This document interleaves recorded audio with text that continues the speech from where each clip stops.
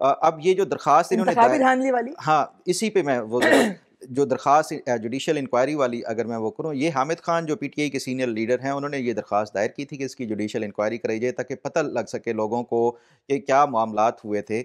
अब इस पे पहले जो रजिस्ट्रार था उसने एतराज़ात लगाए थे कि ये दरख्वास्त जो है एक तो पब्लिक इम्पोर्टेंस और उसके हवाले से कि ये है भी या नहीं, अवामी मफाद आमा का जो है इसमें एलिमेंट है या नहीं है, क्योंकि ये एक पॉलिटिकल उसके हवाले से था। तो उस पे हामिद खान ने ये अश्योर कराया है कि वो इसको साबित करेंगे कि ये जो मफाद आमा के ही मुतालिक ये दरख्वास्त है। उसके बाद ये जो कॉन्स्टिट्यूशनल जो कोर्ट है या बेंच है, वो फ़ैसला करेगा आगे इसको दरख्वास्त को कैसे लेकर चलना है। तो ये मामला है। जहाँ तक इंतखाबी धांधली के हवाले से है ना, देखिए उसका प्रोसेस होता है एक पूरा।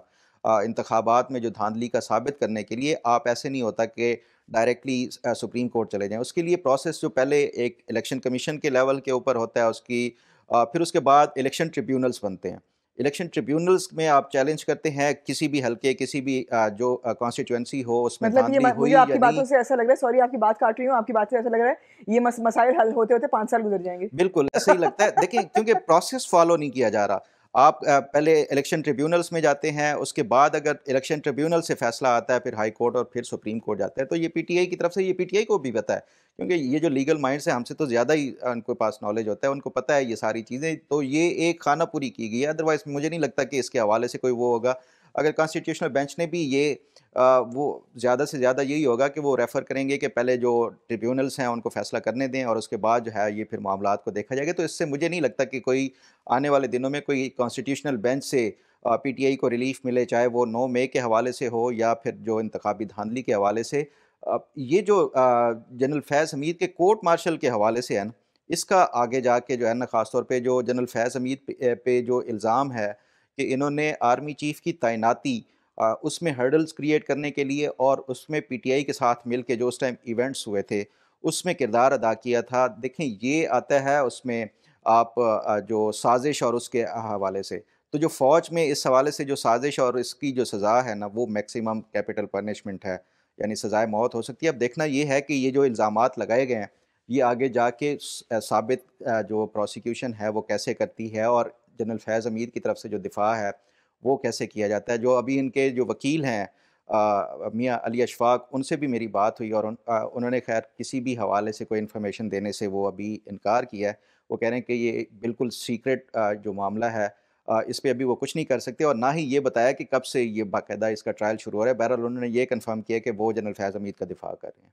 हुँ। अच्छा, ये जब ये ट्रायल शुरू होगा तो क्या ये पब्लिक में आएगा? नहीं, जैसे नॉर्मल न्यूज़ होती है, नहीं नहीं, आएगा? नहीं।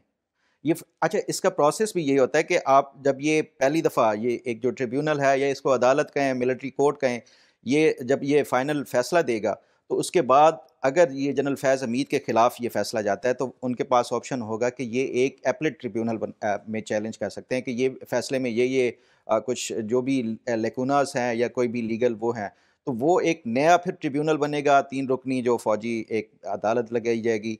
उसमें फिर ये इस फ़ैसले को वो किया जाएगा, अगर वो भी बरकरार रखती है सज़ा, तो फिर आर्मी चीफ़ के पास जाएगा फ़ाइनल जो अपील के लिए। आर्मी चीफ़ जब रेटिफ़ाई कर देंगे इसकी जो सज़ा होगी या जो बरीयत होगी, तो उसके बाद ये फ़ॉर्मली जो है ये फ़ैसला अनाउंस किया जाता है। अच्छा। ये मैं आज ना जो पार्लियामेंट का सेशन था उसके बाद ना उमर अयूब ये हम लास्ट अपना डिस्कशन कर रहे हैं थोड़ा-सा उमर अयूब साहब के बयानात। मैं आपसे ना ज़रा उमर अयूब साहब के बारे में कुछ सुनना चाहती हूँ, आपका अपना एनालिसिस क्या है? उमर अयूब साहब ने आज डाइस टॉक की बाहर, पार्लियामेंट के बाहर, उनके 2-3 नुक्ते मैं आपको बता रही हूँ टिकर्स के जो मेरे पास हैं। फैज़ हमीद का मामला आर्मी का अपना मामला है। हुकूमत फॉर्म 45-7 के रेत के टीले पे खड़ी है, वो तो खैर उनका घिसा-पिटा बयान होता है हमेशा की तरह। उन्होंने कहा हमारे 12 लोग जाँ बहक हुए हैं और 200 ज़ख्मी हुए हैं और इसके अलावा 9 मई और सानहा 9 मई और 24 नवंबर के बारे में जुडिशल कमीशन बनाया जाए, उसके बनाने का मुतालबा किया है उन्होंने। हुँ। फैज़ हमीद के मामले को उन्होंने फ़ौज पर छोड़ दिया है।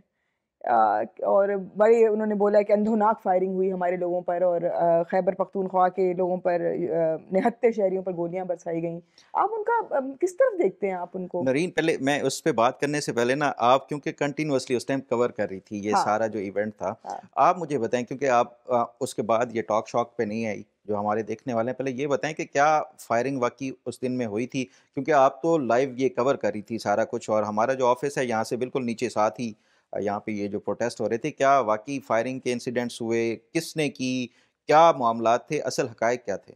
जिनको मैं जानती हूँ, उस वक़्त मैं अपनी कवरेज करके फैसल चौक पर जब वो फैसल एवेन्यू पर उस दिन मैं खड़ी थी, तो मेरा काम था the moment they will enter Islamabad from Faisal Chowk and they will move towards D Chowk, हुँ, मेरी वहाँ पे ड्यूटी खत्म हो जानी थी। ठीक है। मैं 3 दिन से तकरीबन वहाँ से कवरेज कर रही थी कि अब वो हुँ, कहाँ पहुँचे, यहाँ नहीं आए, यहाँ से भी नहीं गुज़रे। हुँ, वो इम्पोर्टेंट जगह इसलिए थी कि यहाँ से गुज़र के उन्होंने डी चौक जाना था। हुँ, the moment they enter, police भागी, पुलिस हुँ, दौड़ी, पुलिस से आगे तो मैं दौड़ी। हुँ, खैर हुँ। तो अच्छा पुलिस वाले मुझे मशवरे भी दे रहे थे दौड़ो दौड़ो ये छोड़ेंगे नहीं तुम लोगों को अच्छा छोड़ेंगे नहीं पुलिस हमें। वाले डर रहे पुलिस थे। वाले इतना डर रहे थे उन्होंने मुझे डरा दिया वरना मैं हुँ, तो खड़ी होकर मैं फुटेज बना रही होती हुँ, कि उनकी एंट्री हो रही है क्योंकि मैंने हुँ, अपनी आंखों से देखा था ना। हुँ, वो पीछे पीछे भाग रहे हैं डंडे लेकर हुँ, और मैं 2 मिनट के लिए गायब हुई हूँ लास्ट बीपर देखे हुँ, कि वो 0 पॉइंट पे खड़े हैं हुँ, और अब वहां पे क्लैशेस चल रहे हैं हुँ, और अब वो यहाँ आएंगे यहाँ पे सब अलर्ट करें और मैं अपना क्योंकि उस दिन व्हाट्सएप चल नहीं रहा था हुँ, व्हाट्सएप आपकी वीडियो बनाकर मैं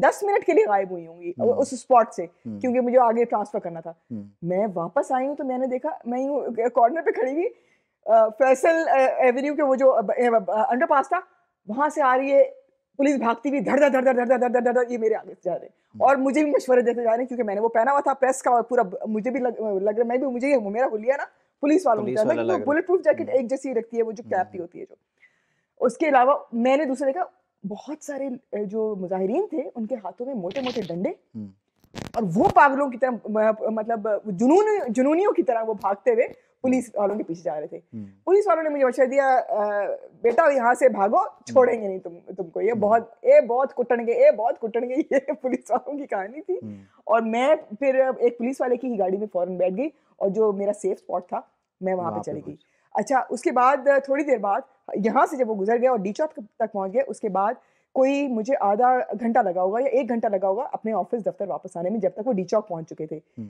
डी चौक पे शेलिंग हो रही थी, हुँ, डी चौक पे हवाई फायरिंग की आवाज हमने सुनी थी, हुँ, लेकिन हमारे जितने रिपोर्टर्स नीचे थे और नीचे आ जा रहे थे हुँ, किसी ने ये नहीं देखा आके कोई एक नहीं था, हुँ, 10 थे जिसमें कैमरामैन भी थे। हुँ, मैं उस वक्त यहीं पर थी जब ये कंटेनर वो चढ़ के गिरा रहे थे हुँ, हुँ, और एक और वीडियो भी आई थी जिसमें किसी को रबर बुलेट लगी थी। हुँ, हुँ, वो यहीं से हमारे ऑफिस से ही बनाई गई थी। अच्छा। अ, ऐसा किसी ने भी आके रिपोर्ट नहीं किया, हम सब उधर थे, बार-बार नीचे हमारे कैमरामैन, हमारे रिपोर्टर्स जा रहे थे। किसी ने ऐसा कोई रिपोर्ट नहीं किया कि मेरे सामने किसी को गोली लगी है या किसी का खून निकला है या कोई बंदा गिर गया है। हुँ, हाँ, दोनों जानिब से फायरिंग की आवाज़ें चल रही थी। क्रॉस फायरिंग हो रही जी। थी।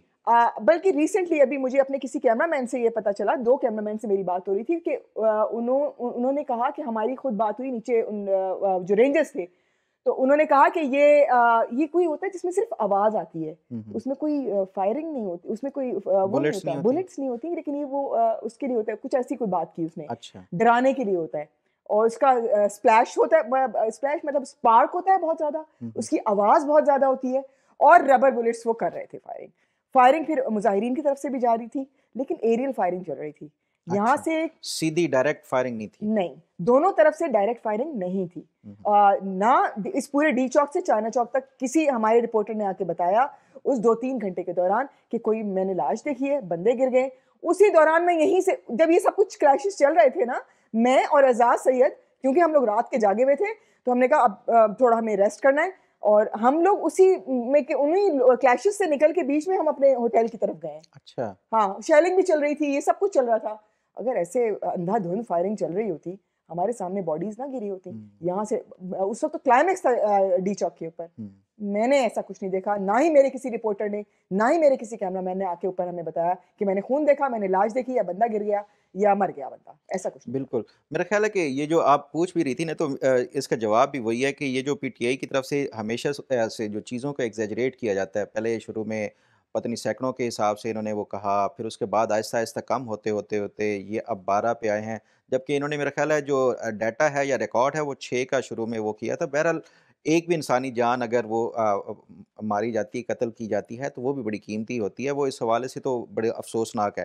लेकिन ये जो पीटीआई की तरफ से हमेशा से प्रोपेगेट किया जाता है सोशल मीडिया और मीडिया के ऊपर, इनसे बेहतर कोई नहीं जानता और ये इमरान खान की तरफ से ख़ास तौर के ऊपर जो मेरी इत्तला है, वो इनकी सरज़निश की गई है। चाहे वो ये उमर अयूब हों, बाकी जो इनकी तरफ से है कि तुम लोगों ने एक जैसा बयानिया और एक एग्ज़ैक्ट फ़िगर क्यों नहीं बताया अमवात का?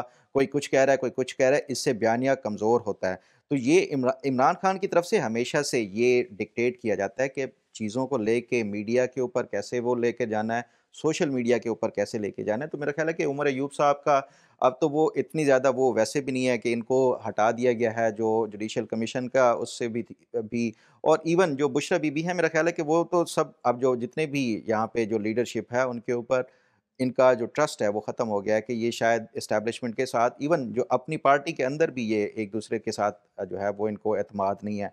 हर एक-दूसरे के ऊपर शक करता है कि ये एस्टेब्लिशमेंट कट आउट है, ये है। हालाँकि ये सारे ही जो है ना वो राब्ते में रहते हैं एस्टेब्लिशमेंट के साथ।